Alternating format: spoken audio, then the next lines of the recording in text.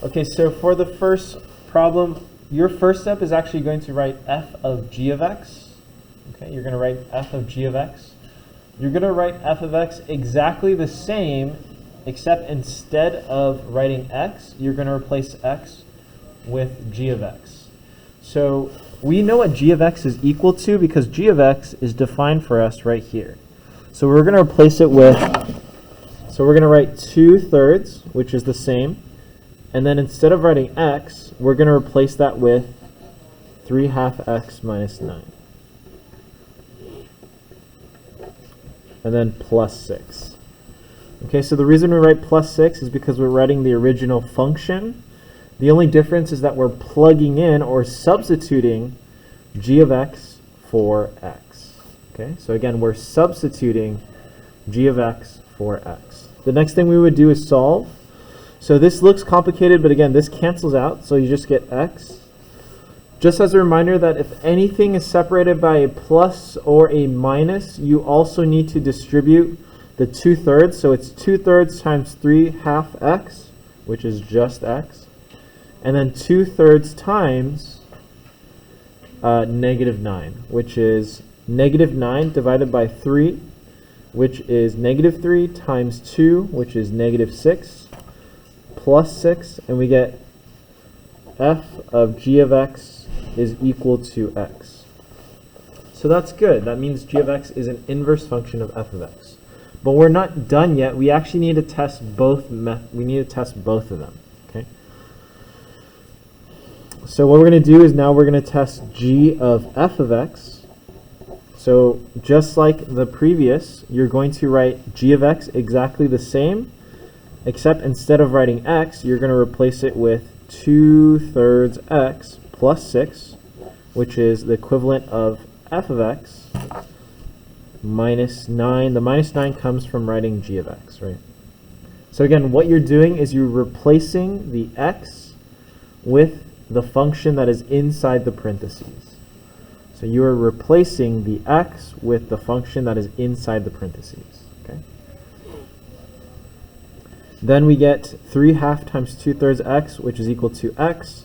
6 divided by 2 is 3, times 3 is 9, minus 9, we get g of f of x is equal to x. So since both of them equal x, then these are inverse functions. We have proven that these are inverse functions.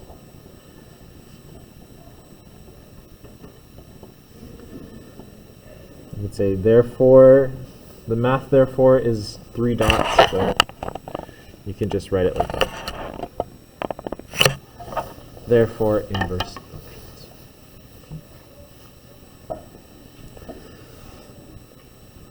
Okay, does anyone have any questions? Does anyone have any questions?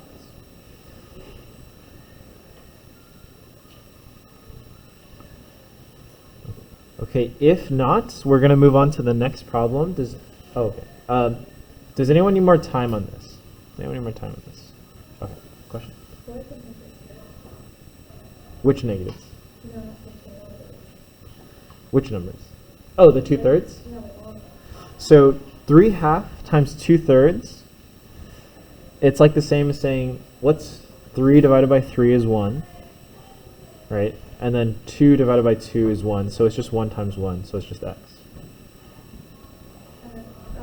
So this becomes x, right? And then 3/2 times 6 is equal to 9. Right, so 6 divided by 2 is 3, right? And then times 3 is 9. Right. I know, it's a little bit of mental math there, so that's okay. So we're doing 6 times 3 divided by 2, which is the same as 6 divided by 2, which is just 3, times 3 is 9. And then we subtract and we get g of f of x equals x. But good question. Any other questions here? And if you don't know how to do it, like mental math, you could check with a calculator. It's totally fine. Use your resources. Okay, this next one we're going to go ahead and do together. So just ignore the work, that's just scratch paper here. So what is our first step here? What are we going to test here? Help me out. What are we going to test here?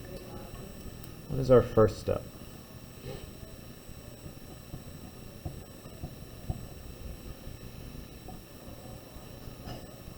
What is our first step?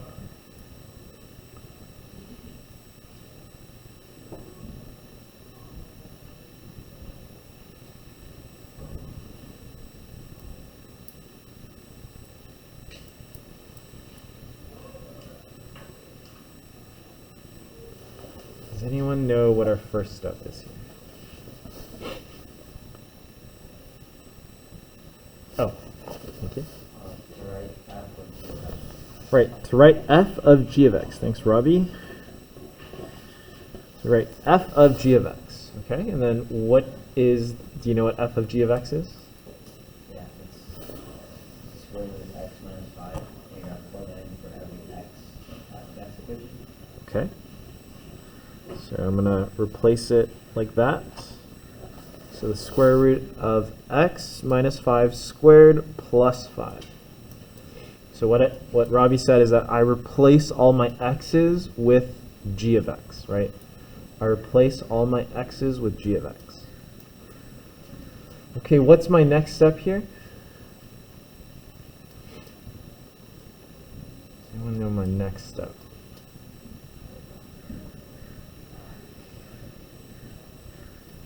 Okay, again. Solve the parentheses. We're going to solve the parentheses. Okay, so I'm going to write this out because it's a little messy. So I'm just going to rewrite it as x, the square root of x minus 5 times the square root of x minus 5 plus 5. Okay. And can anyone tell me what I would multiply first with my parentheses? Okay, just go for it. Okay, so you have square root of x times square root of x, and then? You just go for it. The square root of x and negative 5.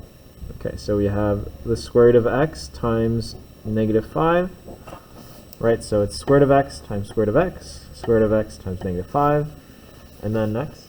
Negative 5 square root of x. Negative 5 times square root of x, and then? Negative 5 times negative 5. Negative 5 times negative 5. If you're not sure what this is, again, what we're doing is just we're foiling or distributing. We're just doing square root of x times square root of x, which is this. Square root of x times negative 5, which is this. Negative 5 times square root of x is this. And negative 5 times negative 5 is that. Plus 5. Okay, what is the square root of x times the square root of x? What is the square root of x times the square root of x? It's just x. If you have two things under the square root, then you just get the same thing, right? They get escaped. What is square root of x times negative 5?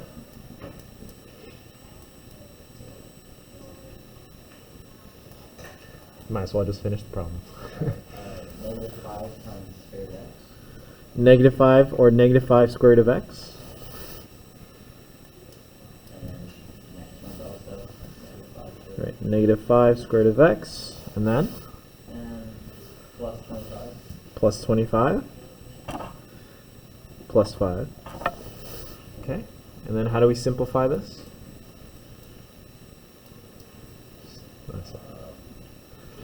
You can add the 25 and 5 together. Okay. Just gonna write, I think it needs that much space. Right? Oops. Okay. What else?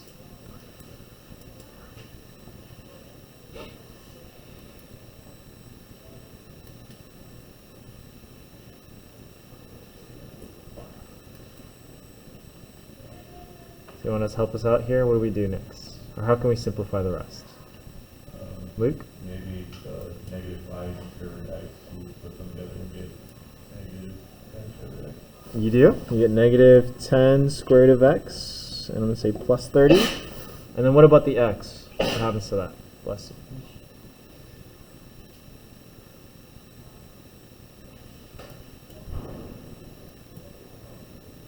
This is the hardest part. You just write x. Okay, so at this point, you can't actually simplify this anymore, right? You can't simplify this anymore. So this fails the inverse function test, right? You don't just get x, you get this crazy thing right here. And so because you have anything in addition just to x, even if you have negative x, that is no longer an inverse function. So here, this fails the test. This fails test. It is not an inverse function. And that's it. So you don't actually have to do the next test because it already fails the first test. We don't need to do it again. Okay. And we'll talk about more about what kind of functions will fail the function test. And we'll look at it graphically. Okay? We'll look at it graphically. So what I want you to do is that for the rest of the period, you can go ahead